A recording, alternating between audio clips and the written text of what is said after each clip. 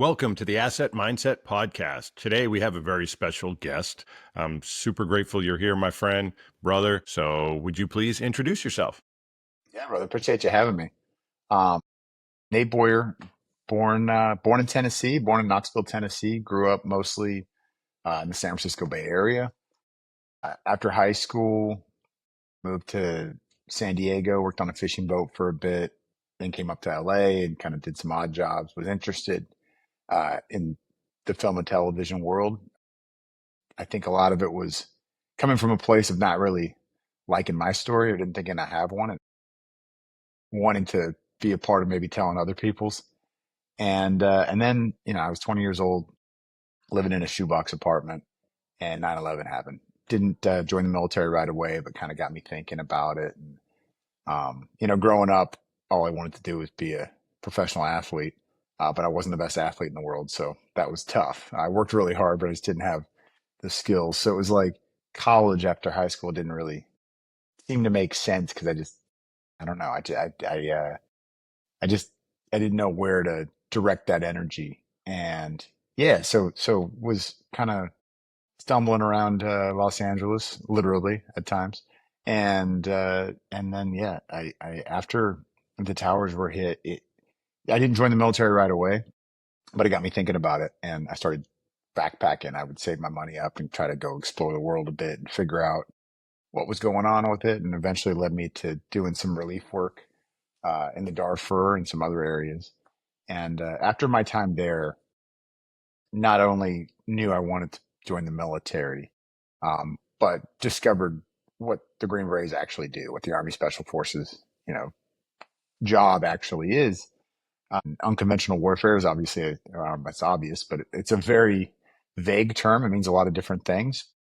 But what spoke to me the most, beyond the motto "De oppresso liber," which means to free the oppressed, was the foreign internal defense element, working alongside host nationals, training, living with at times, and fighting alongside people from other nations that you're meant to either free or help stand up a military that can hopefully at some point fight for themselves. It's obviously not always successful, but you do what you can.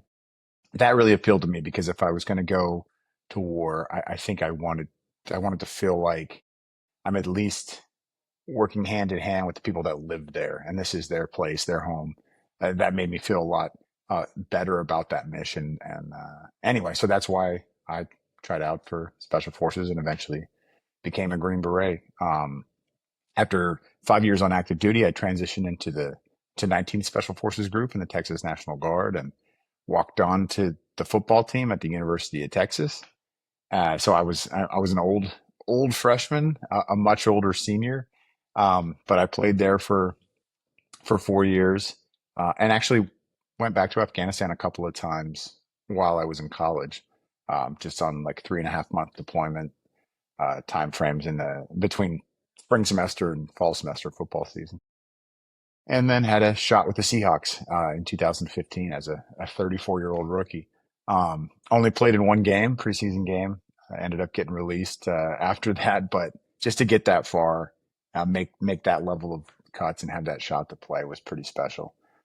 And then since then, I've kind of circled back to the storytelling world, working in film and television some, and co-founded an organization called Merging Vets and Players, MVP for short, where we bring together combat vets and former pro athletes and help them find purpose and identity when they lose a uniform. Something that I'd certainly needed when I was coming out of the military and coming out of sports. So that's sort of the broad, long or short form um, story of how we somewhat got where I am today. But I'm sure we'll dive deeper into parts of that here and there as we Oh, go on. absolutely. And I got to say, brother, we're cut from the same cloth, not just because we both, wore a long tab. I did work in the Dominican Republic in 2000. Wow, One that's nine cool, eleven man. happened. Yeah, I helped build an orphanage in there. I don't know I'm going to dive in a little bit with Darfur and Yeah, what you were please. doing. But so yeah, just very similar. I was 27 when 9/11 happened, and I walked in the recruiter's office and I was like, "Hey, I want to You don't sign look up that and I old. want to be with these guys." Thank you. Yeah, I'm 50. this year. Not yet. I got a couple weeks left All still, right, cool. but Congrats. Early. 1975 model. But yeah, so very similar. 9/11 motivated me. I did my research. I'm like, who do I want to be with? I'd already done some humanitarian work down in the Dominican Republic, living at the orphanage with the people. And like you, I really found, working with the locals or indigenous forces and that very compelling, like being with the people. And of course, our motto, De Oppressor Liber, that is so powerful to free the oppressed. So let's go back to Darfur. And when you were there, what were you doing? And is that what sparked the Green Beret thing? Did you run across a team or tell me about that?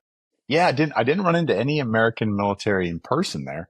Um, but and I don't even know if we were operating in the region at the time. I mean, this was 2004 was sort of the height of the genocide in the Darfur, which is for people that don't know, it's Western Sudan on the border of Chad and Sudan, essentially. At that time, you couldn't travel to Sudan. There was a travel ban going into Sudan at all because they were in the middle of a civil war and it was just a very volatile place. So unless, you were with some sort of agency, I would imagine, um, there's surely there were some relief workers that were in there and whatnot, but I don't, it was just a lot I'm tougher sure to you get blended there. in really good, right? You blended right in. Yeah, I looked like everybody there. Um, So, but the way I got to the region was, or at least to the refugee camps just across the Chadian border was through Chad. So I was able to get a 60-day travel visa to go to Chad. And the capital is, I mean, it's very far from the Darfur. It's a big country. In Northern Africa, the countries are large.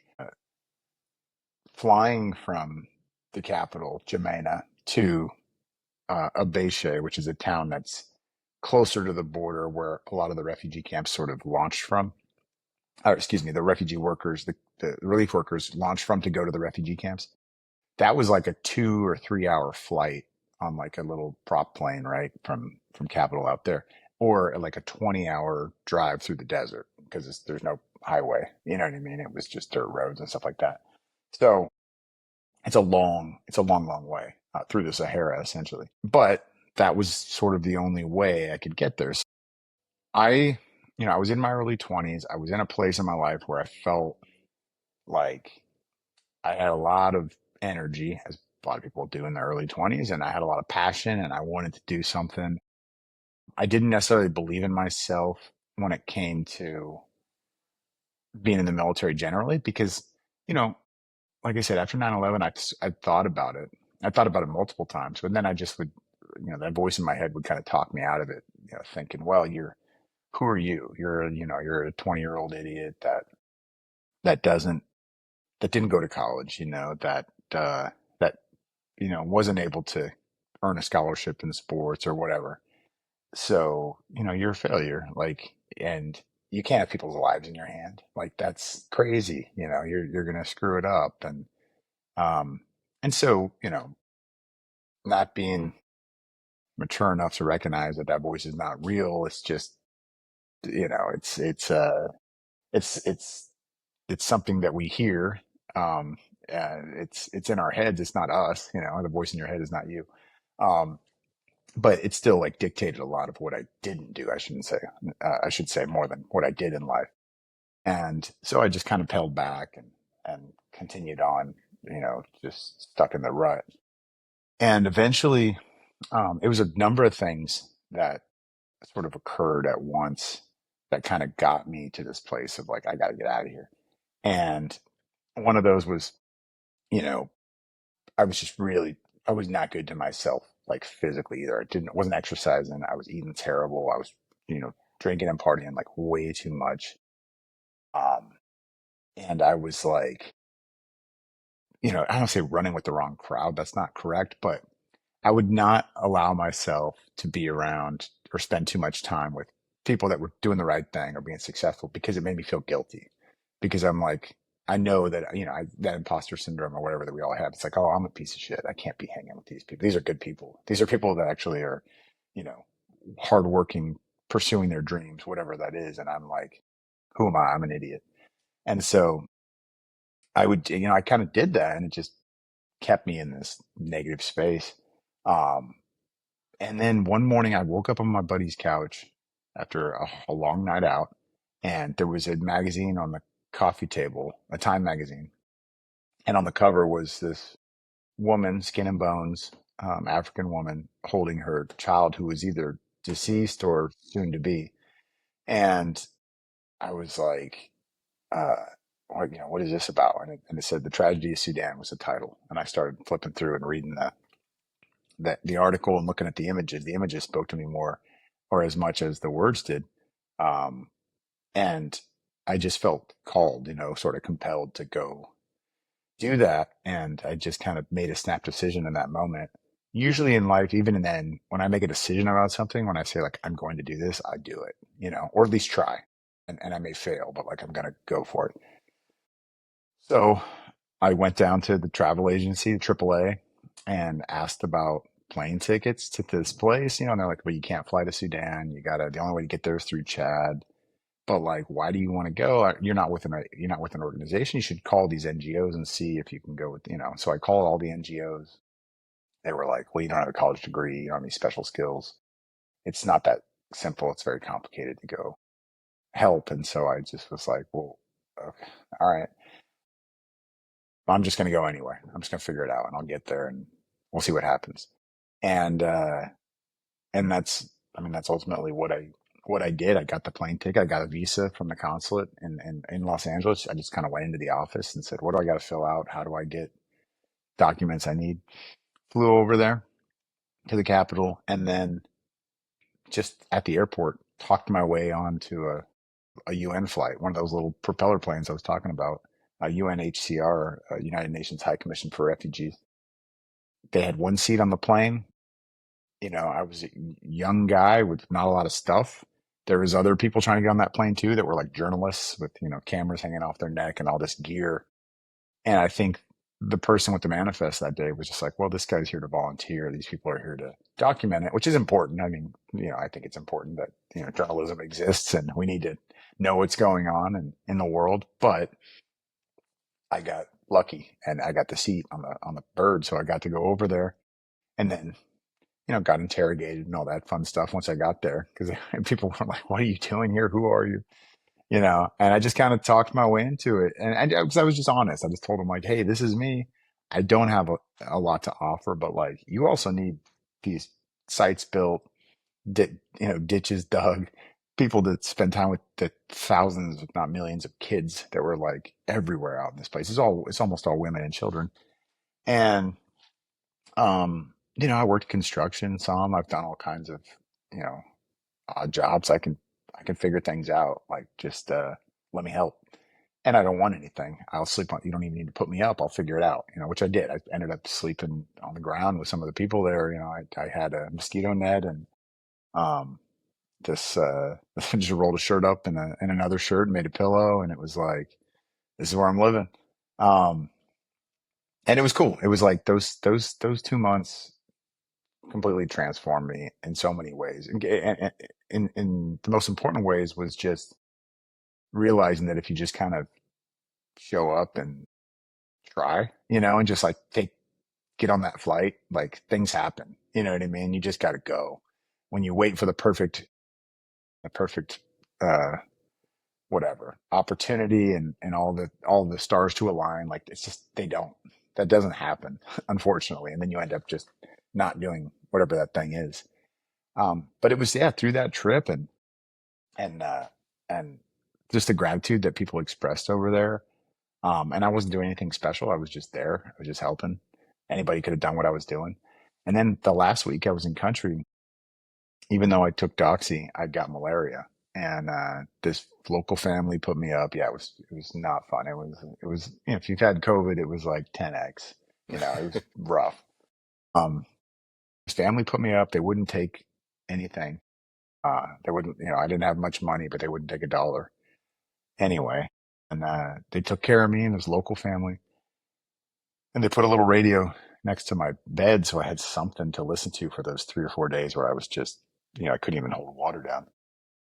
And the only station that came through on the radio was BBC News, and the Second Battle of Fallujah was going on like right at that time. So I was listening to the play-by-play of the Second Battle of Fallujah in 2004, and I just made the decision right then and there, like when I come back to the States, I'm going to join the military. I thought I was going to be the Marines first because they were the main effort in that battle, and I came back and studied up a bit, went to the recruiting office, just didn't have a great experience, and I was like frustrated, disgruntled, like, dang, I thought this was going to be it, and I'm not feeling it.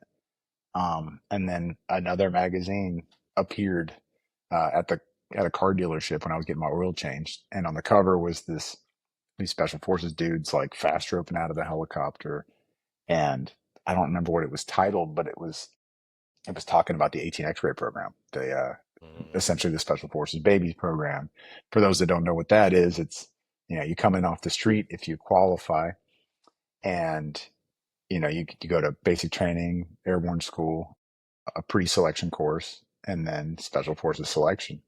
And if you get selected, you start your roughly year and a half long training to become a Green Beret. So, um, yeah, I read about the mission. I read about what we were talking about earlier, foreign internal defense, and the motto, De Oppresso Liber, and all these things. And it just was like everything I was reading, I was like, yes, yes, yes, like that is it. And so I went to the Army recruiting office and said, that's what I want to do. And, they tried to sell me on five other things. And I was like, nope, I don't want that. I don't want that. I just want to do this. I don't care if the bonus isn't as big. It's fine. This is what I want to do, you know? And Yeah, then that's that's how exactly what they did to me. I'm a right. 18 X-ray SF baby Okay, too. cool. So I'm Yep. Sopsy Mafia, all the things. But Yep. I just went through a little before you did. But yeah, that's so funny. I love how you take action, brother. Like you see something and you go. And I think you said something very powerful that maybe I'd like you to share a little more in depth is that you said things don't have to be perfect. And if you're waiting for stuff to be perfect, it's just you're going to be sitting there It's waiting. never Like you gonna, have to act. it's never gonna happen. I mean, yeah, the perfect conditions they never arrive. I mean, that's the same with any mission you're conducting in a, in a combat scenario, or it doesn't have to be a combat scenario. Any mission you're conducting in the military or in life, it's like you, you're only in control of so much. We all are. Like that's just the way it is. But you're always in control of how you prepare, and the attitude you maintain, and all those things. That's why in the military they're always preaching right time, right place, right uniform, because those are simple things that you can control for the most part. Um, and everything else is just like it's up to the universe, and like you can be upset about it, you can be mad about the result, or mad about oh man, like blaming the weather or other people or whatever that is. But it's not going to change anything. And what's worse than that is when you don't even try, when you just you spend your whole life, waiting for your bank account to be big enough or whatever that is to go do the thing that you want to do more than anything else, the thing that you love, and then one day, um, we're all gonna die, and you're so lucky if you get to live a full life and kind of know that that's coming soon instead of it just happening all of a sudden. But just imagine being at that stage in your life and you're looking back on all those things you wish you would have tried, even if you didn't complete them. So I don't even want to say like wish you would have those things you wish you would have done, but the things you wish you would have at least um, learned about and been exposed to, and feeling regretful. And that's like the saddest thing to me. Is that Yeah, you don't want to have regret. Nobody wants to look back at their life and the what ifs. I could have, I should have. Like you got to yeah, go. You got to try. And if exactly. people can get that mindset at a younger age, which sounds like you did. I mean, you were 20 and you were going out across the world, to help people Yeah, and that which I can see why you were successful as a Green Beret. you know, like yeah. you make stuff happen and people need to That's the big understand they have thing. the power to do it. that's the big thing too. Like with us, I think people assume we're all, you know, like elite, uh, as far as our physical and mental condition and our intelligence and, all these things. We're definitely not. We are as a group because, we all um, train hard together and we all have different skill sets and whatever. And for the most part, we're pretty collaborative in the special forces, like it's the opposite of much of the military where we sort of welcome being a little bit different, and kind of thinking about things different because now you've got some different ways of approaching things versus like, we're going to train you to do it this way and only this way. Um, and so that's great. But if you took a lineup of the guys that had an 18 X-ray contract at the beginning of basic training or even at selection, and you tried to pick just by looks, who was going to be the 20% that make it all the way through or whatever the number is, and you're gonna pick some of them will be right, but most of them you probably won't pick correctly. It's crazy. I just remember when the people that were tapping out, I'm like, that guy's tapping out. That guy's a beast, or Hmm. he looks like it anyway. You know, and then some like frumpy guy that you just unassuming, and he just never quit, and he just made a decision and committed to it, and all of a sudden he's getting his long tab too, and you're like, damn, all right, that's the guy I want. At the end of the day, that's the guy I want alongside me too. I don't care what they look like, Yep, I don't the care any not of quit those things. attitude. Exactly. Yeah, I have a similar thing that I talked about in my book, The Asset Mindset, with there was this black hat. So, you go to airborne school first and whatnot.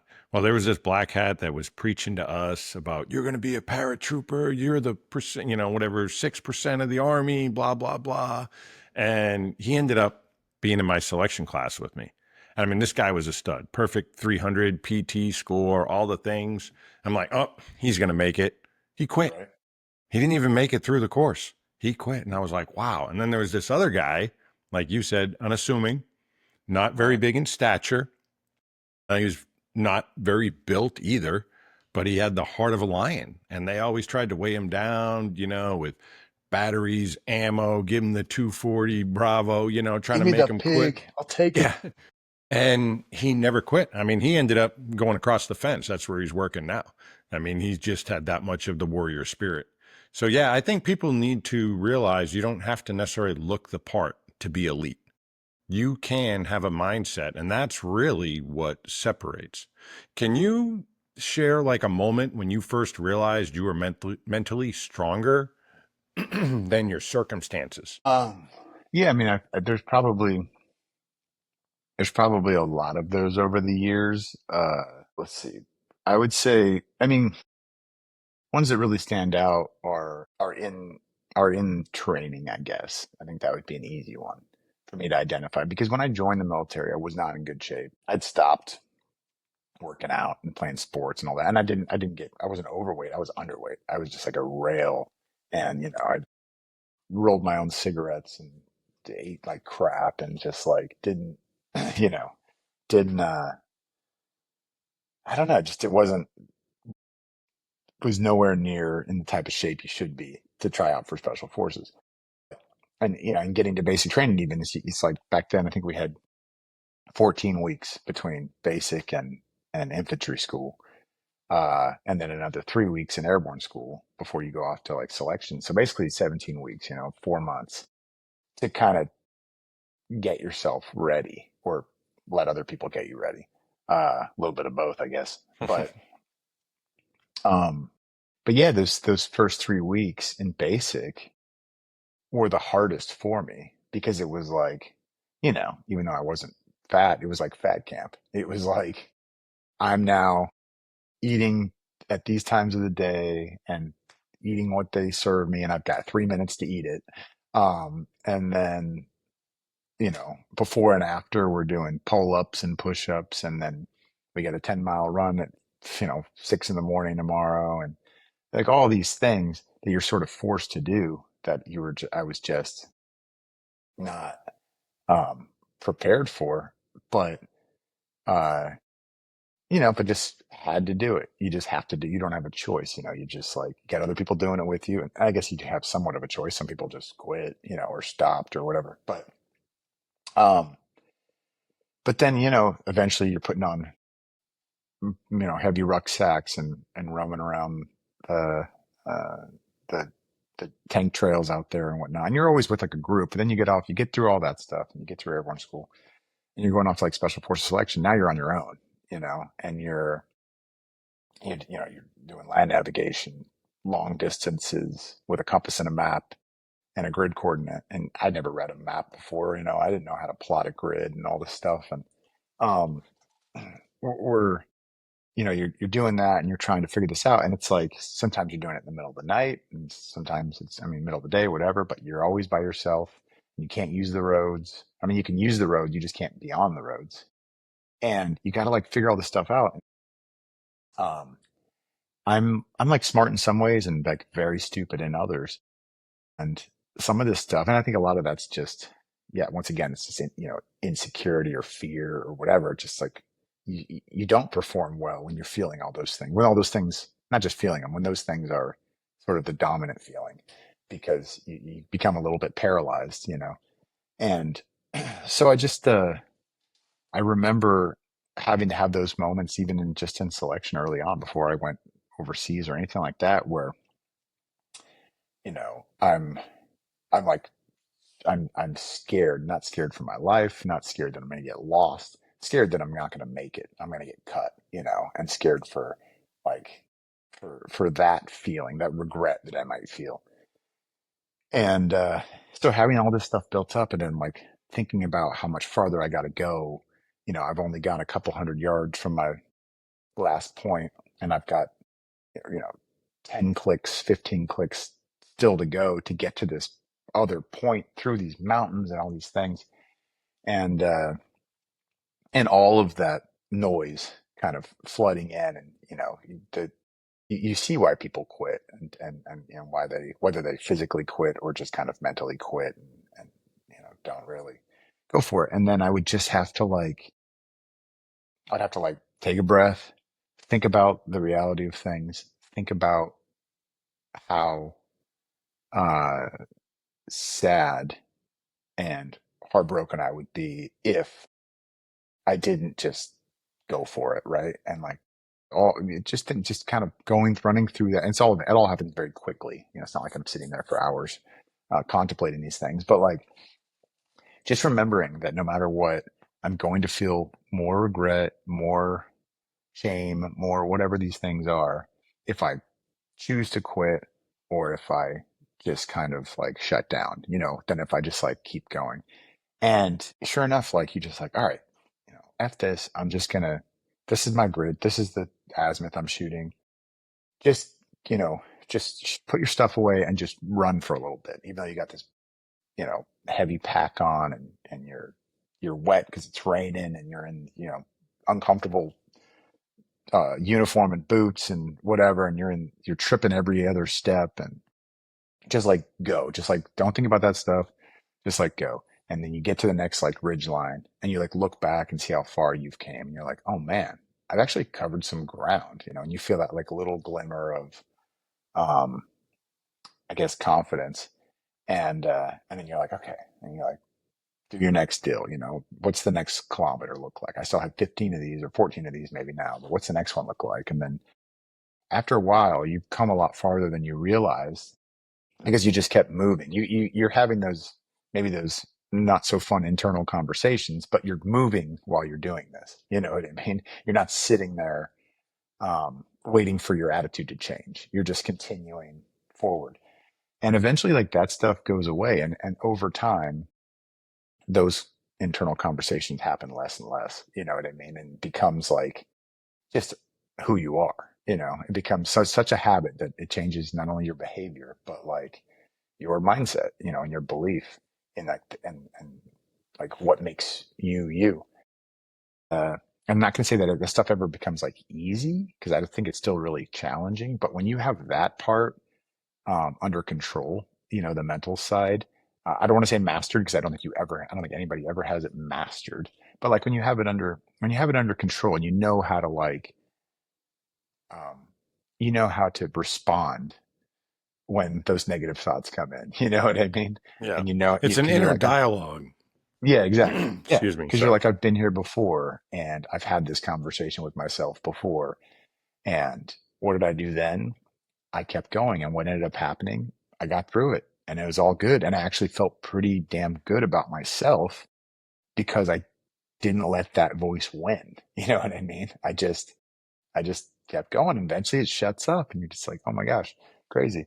Um, but it's like, it sounds like a little thing maybe, and it maybe sounds like a silly thing, but I think a lot of people suffer from that, whether they're in the military or doing anything physical in nature or not, because they just like that. It just has, it has too much control, you know, it has too much agency in your mind, that voice, and you just let it dictate your every move or even some of your moves, and that sucks. You know, that really sucks. So it's like I just remember those moments early on through especially selection and even more of the Q course and other things, and even eventually on deployments and missions where it's like you got a 72-hour mission, you're getting heloed into an area, you got to walk to this spot, you may get shot at, especially once the sun comes up.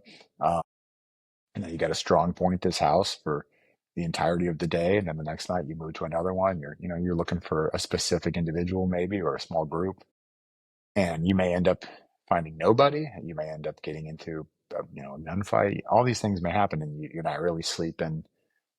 If anything, you're nodding off here and there, for a bit when you can, when you're not actively pulling security, and all of that. And it's like if you look at it from an outside perspective as a whole, without the training or everything, it just seems insane. Like it seems crazy. It seems impossible. It seems like, how far did you guys go? And like, where were you? And, all these things just don't match up. But like, because you put yourself in those situations before and you trained properly, and you're with other people, that did the same thing as you. So it's not something you're having to do alone.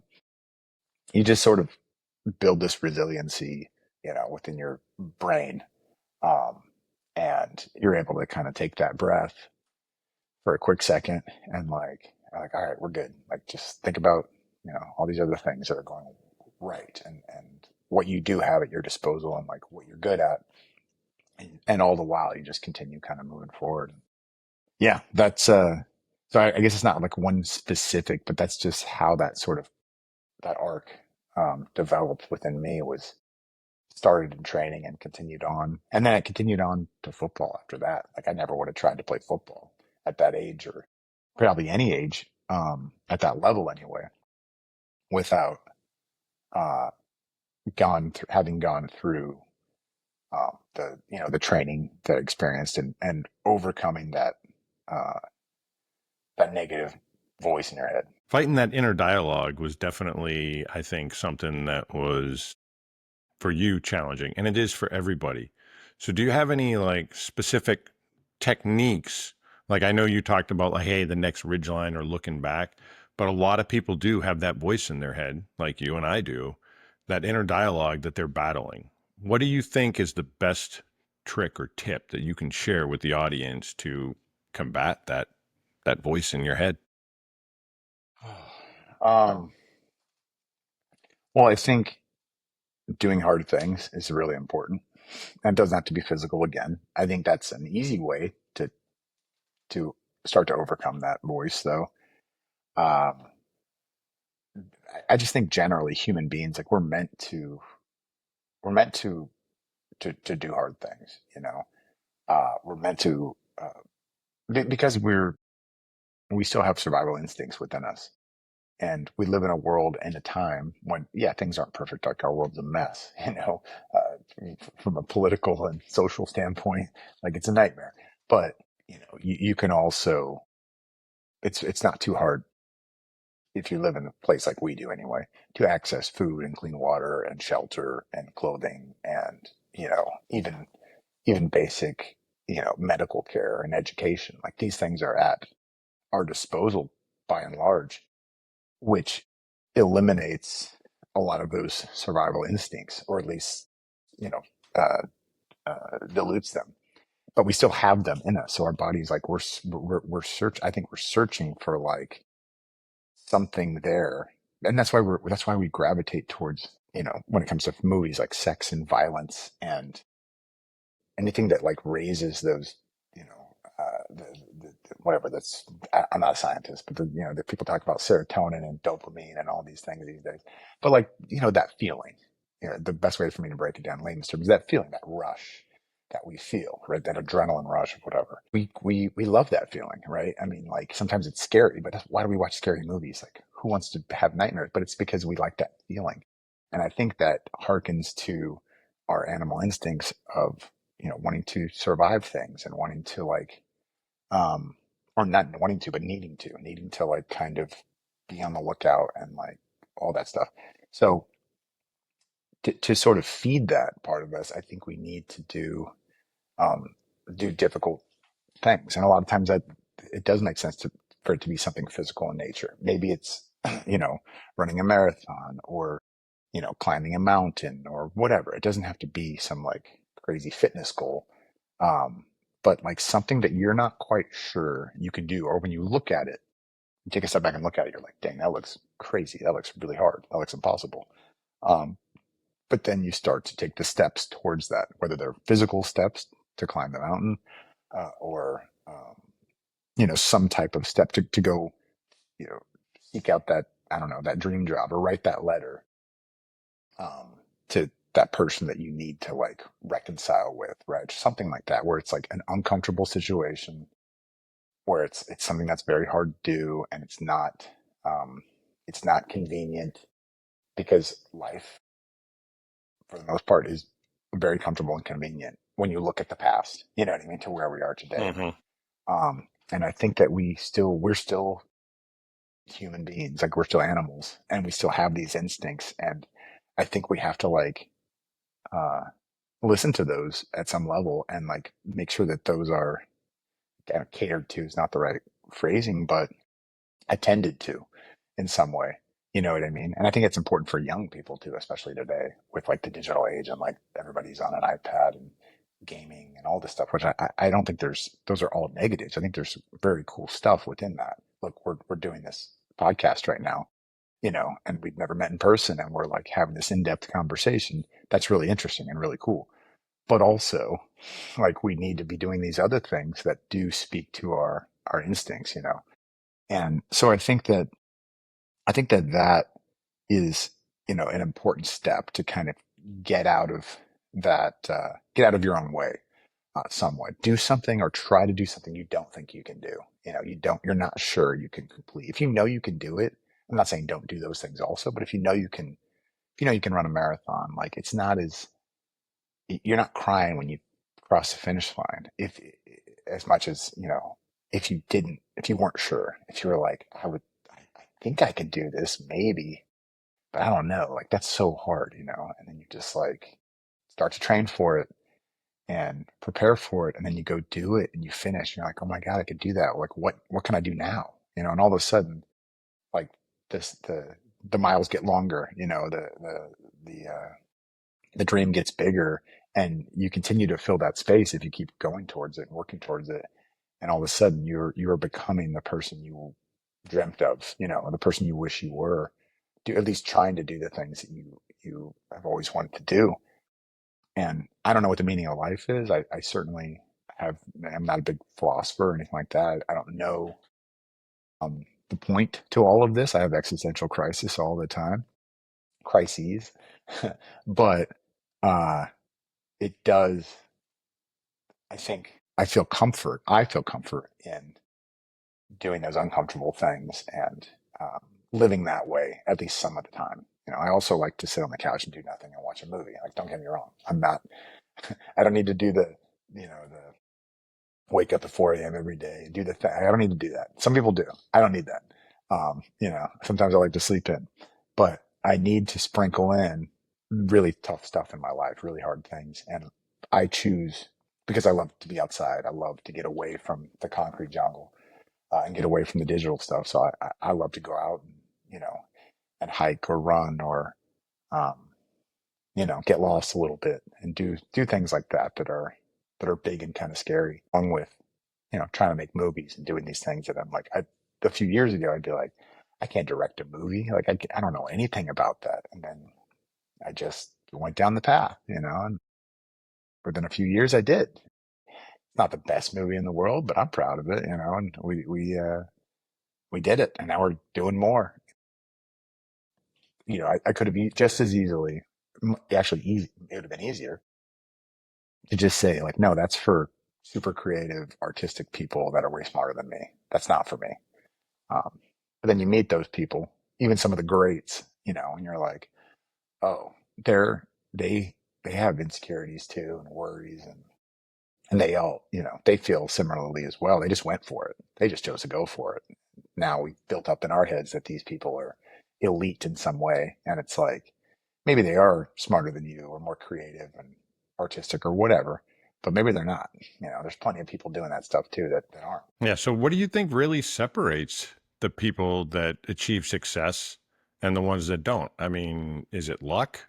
Is it talent? Is it hard work? What would you say is the special sauce if someone's listening and they want to reach a goal or attain success in some field? Yeah, and luck is certainly part of that. But I'll tell you what, like you eventually, luck eventually, the ball eventually bounces your way if you're out on the field enough. You know what I mean?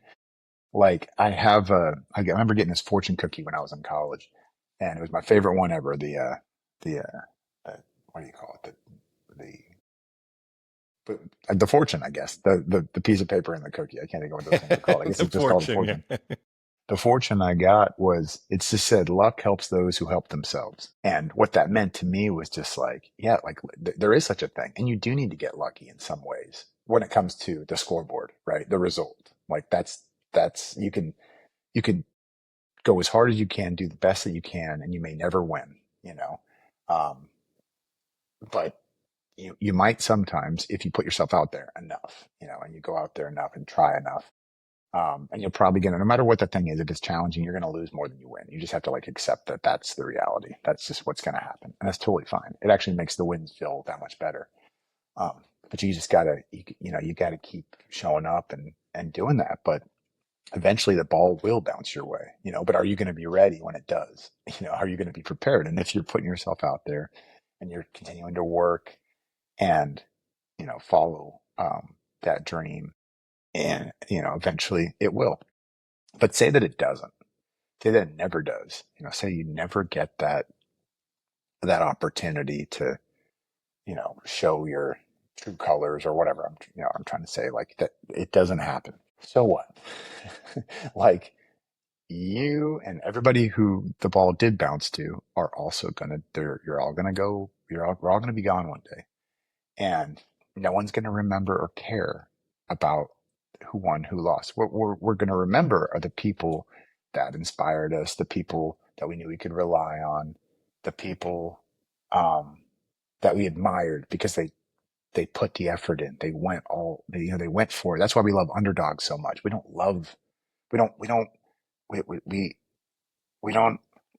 um, you know honor the people that are just super super talented as much as the ones who had their back against the wall. The Rocky story, Mhm. and somehow got through it. And Rocky, in the original Rocky, loses. You know what I mean? But like, why do we love that character?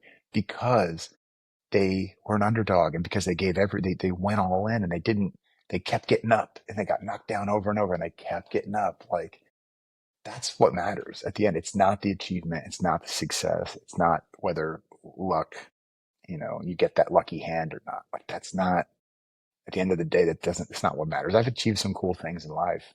But I've also been cut a lot and failed a lot. And I learned more in those instances. And also when I look back, like that was just a more enjoyable time, because usually that was something that was, it was harder. It was something that I knew I probably wasn't going to be able to achieve, but I still went for it. And most of the time you don't, um, get the gold medal or whatever. But it was the work that I put in, and it was the relationships and friendships that I made over that time. And it was the pride in myself, like looking back, like, man, you didn't quit. You know, you kept going and you like, that's crazy you got that far. You know, you gotta acknowledge that stuff. So anyway, I mean, I think that's something that is important because if you choose to not help yourself, like luck's certainly not gonna, it's definitely not gonna find you then. Like the ball was never, if you're not on the field, the ball cannot bounce your way. But also like we talked about it earlier, like there's a good chance that one day you're going to reflect and look back and you're going to say like, man, I had an opportunity to go do some pretty cool stuff and I never did it. And that sucks. I wish I would have. Like, oof, just thinking about that breaks my heart. Like, I don't want to, I don't want to be that person. Yeah, exactly. Like, how long can you dwell on something with a what if? Like, Yeah. you can be You can do it for older a really and just long time. You can do it forever if you want. It's up to you. exactly. So no, I love that you take action, and I want to get more into the merging vets and players. Share a little bit about that. What inspired you to that? Because it sounds like you're mentoring and inspiring and bringing people together, team building, like a lot of positive work here. So share with the audience what you got going on. Yeah, absolutely. So, as I mentioned, after I came off active duty, I went to college, University of Texas. Never, never lived in Texas before. It was my first time out in Austin, and it was a great experience. This is back in 2010. I get there, I cross over now I'm in the National Guard, and so I'm still wearing that uniform, but more often I'm wearing a jersey now. I was fortunate to make the team and ended up starting my last 3 years as the long snapper for the Longhorns. And I and so in the summer I'm going overseas, and through the rest of the season or the year, I'm I'm playing football in the fall, going to class. Then spring we got spring ball, and I'm doing some of my annual training with the military. And so I got the football locker room, I got the team room with SF, and then in 2014 was my senior year. I had just come back from Afghanistan that summer. It was kind of a crazy deployment. It was my last deployment, and it was also, uh, we got into it quite a bit. I think it was maybe because it was the end of, I guess, offensive operations with the military and kind of transitioning into a pure train, advise, assist role. So I get back, and I finish out my senior year, and uh, I think football's over after we're done, and I get this opportunity to, I get sign as an undrafted free agent with the Seahawks and get the opportunity to go up to Seattle and continue playing. And when that happened, I said, "Well, I'm moving to Seattle now, so I'm gonna, I'm not gonna reenlist in the National Guard, so I'm done with the military." So I, kind of put that aside, not really thinking much about it. Miss certain things about it, but I've got this other uniform and team and structure and purpose and mission. Um, Even though it's quite different, the battlefield and the ball field are not the same thing, but uh, I've got this other world. And so I poured everything into that, and I go up to Seattle, and I'm there for 5 months, and, through training camp and the preseason. And like I said, I got to play in one game, and then eventually I got cut. And it was like, not until that time that I realized, okay, now I don't have um, this sense of purpose anymore. I don't have this uniform. I don't have a reason you know, to go train at 6 a.m., whether it's with the military or with the football team every day. Um, I could, I mean, honestly, I could do anything I want, which is cool. But it was also a little bit daunting because I was just like, I don't know what to pick. And I kind of miss the locker room and the brotherhood and all that stuff. And so that's what MVP was born out of, the idea of merging vets and players, because athletes and vets, while, as I mentioned, the battlefield, the ball field, completely different. We would never compare war to playing sports, but the preparation, the training, the identity with that uniform, the team, the camaraderie, the career ending pretty young. Generally, you peak in your 20s or 30s. Like that's rare.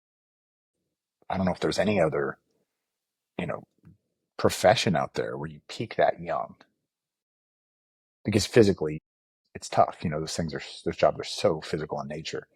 and your body does break down over time and it slows down. It's just the way it is. If you even do those things into your 40s, like you're an anomaly. And look, you can stay in the military for a long time, but like, are you going to be on the team, kicking doors down into your 40s? Like, not as often, right? Yeah. And same with sports, like it is more rare. Now you've got at least half your life still left, and you feel like it's kind of over, or at least the good stuff's over, or you'll never be great again. And that's a tough thing. So both of these groups tend to feel that often, and that's why they struggle a lot with transition. Because also, not only that, not only have you peaked, but you're kind of people really admire you. Hmm. There's everybody knows about athlete worship and role models and things like that. And, wow, you're a pro athlete. Like that's amazing. If you're at a cocktail party, everybody wants to talk to that person. And then those of us in the military, a lot of times people, they can't even relate because they're just like, oh my gosh, you went to war. Like that's insane, and it kind of is, to be honest. So sometimes for us, we also feel it's hard to relate to other people. How do I explain what I did without freaking this person out or helping them at least understand because they're not going to be able to fully relate. So how do I kind of do that? And it's tough. And sometimes people just choose to, I'm just not going to do that. I'm just going to avoid that conversation because it's just too hard to even compare. And I don't want to compare things. Like, and nobody wants to.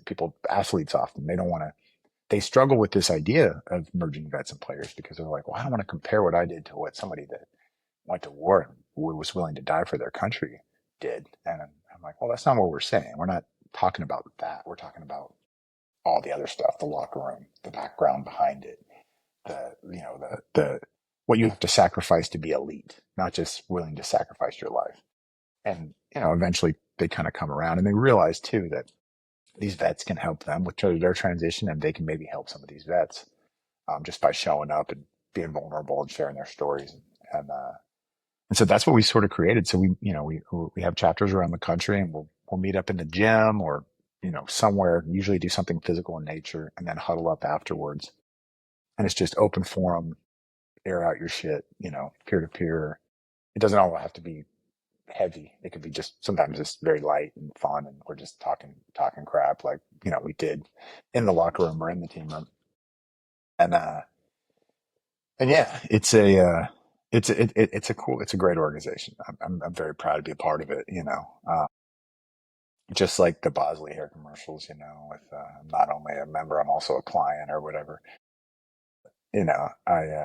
I like being a part of that team more than I like being one of the co-founders. It is a special thing, and definitely speaks to me because I still feel like I got a lot of gas in the tank. I'm in my 40s now, um, and I feel like, you know, I got a lot more that I want to do moving forward, and I just got to uh, kind of harness that same mindset and energy that I utilized before. Maybe I don't have uh, the same physical abilities, but I've gained so many more, mental and maybe emotional abilities to be able to transition that forward into something else. Fantastic. And I'm just going to ask everybody if you want to know more about MVP or your merging vets and players from Nate Boyer, hit pause, go into the description. We have links there. You'll be able to find out everything you need to know and can reach out, support, and you can take it from there. And also, don't forget to like and subscribe the Asset Mindset podcast and share it with others that you think need a little positive mindset in their life. So before we wrap this up, Nate, I definitely want to give you an opportunity that if you could pass on just one mindset principle to the audience and that they could walk away with, what would you like them to have? Like Nate's tip for life and mindset. I think a big one is listen to the universe. And I'm not saying don't do something unless you get a sign, like a clear sign, right? Because I think people, Like a magazine. yeah, like a magazine, like I think people get stuck in that space too, where they're just waiting for the perfect, like we said, the perfect storm. But also they're like, well, God, just give me a sign if I'm supposed to do this thing. And it's like, life doesn't work like that. Like, I don't know, what, everybody believes different things. I don't know, whatever that the universe or God or whatever. I don't know how they operate either. It can be very confusing at times, but like, uh, I think that, people, uh, yeah, they get stuck in their head. Like, okay, I got my degree in this. I've got to do that. Like that's what I got my degree in. That's all I know. Or I served 5 years or 10 years or 25 years in the military, and all I knew how to, is to do these things. And so the next, what I transition to in life, it has to be that. It has to be associated with that, or I'm not going to be successful. And you're just doing yourself a huge disservice because it's not true. Like there's so many other things you have learned throughout your life, through the things that you've done, the things you've survived, things you've overcome, um, that will position you to do whatever it is that you want to do. And like, for example, I co-founded a meat company now, and so we've got, you know, I didn't know I was going to get into that. I didn't grow up thinking I would be involved in ranching in any way, but I like to eat good meat and I like to know where my meat comes from. And, um, I just had met some people that were starting something up, and I was interested in being a part of that. And I spent time in Austin. So the universe had brought me close to a lot of these cattle ranches, and, uh, and now, we've got a subscription meat company. It's like a veteran owned deal.